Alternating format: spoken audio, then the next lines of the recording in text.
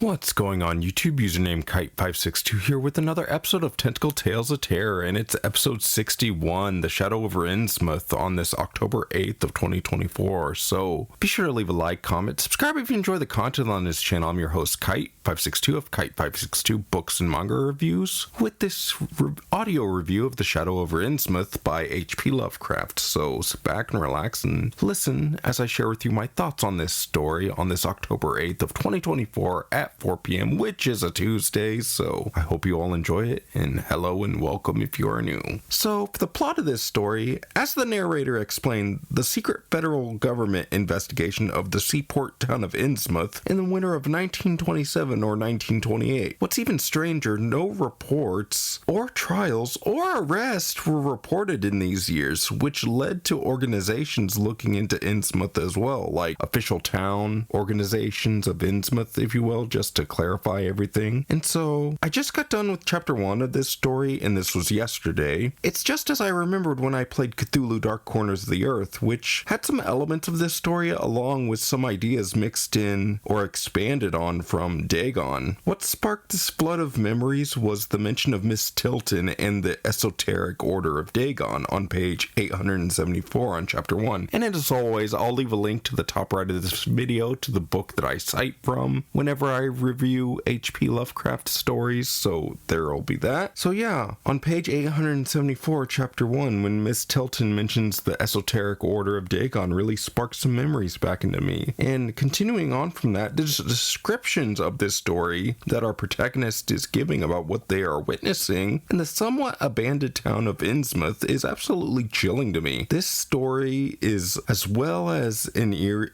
cannot talk today. This story as well has an eerie Resident Evil / Corpse Party eeriness to it with how the descriptions are, and if you know anything about Corpse Party, the descriptions are just absolutely chef's kiss, just beautiful. I mean, I haven't played the game yet, but I've watched a lot of Let's Plays over the years, but I did manage to snag a digital copy on my Switch, so there's that. So I look forward to playing that. And I have to say, for the first notable quote, his age was perhaps 35, but the odd deep creases in the sides of his neck made him seem older when one did not study his dull, expressionless face. The Shadow over Innsmouth, chapter 2, page 875. And so, with only being 2 chapters in, I'm already at the edge of my seat for the protagonist. The moment he steps into the church and crosses paths with the priest with the crown on his head, or tiara if I want to be more specific with this story, it really sent a chill down my spine. And I mean, the hairs on the back of my neck stood up. These chapters may be short, however, they do pack a punch of details and descriptions. This story also makes me remember the first time I watched the Spanish 2001 film Dagon a while back, which also takes some inspirations from this story, but all in all, I found this story to be quite enjoyable at the end of the day. And so for my final thoughts, a very well visualizing story for the mind's eye. The way the protagonist described his experiences in Innsmouth really stuck with me as I continued reading. If you haven't read The Shadow over Innsmouth, I highly recommend you read this story. Some moments also remind me of RE4, not the remake, but like, you know, when you first entered the European Spanish village for the first time and then you cross paths with Dr. Salvador, get the shotgun, you get the idea if you played the game.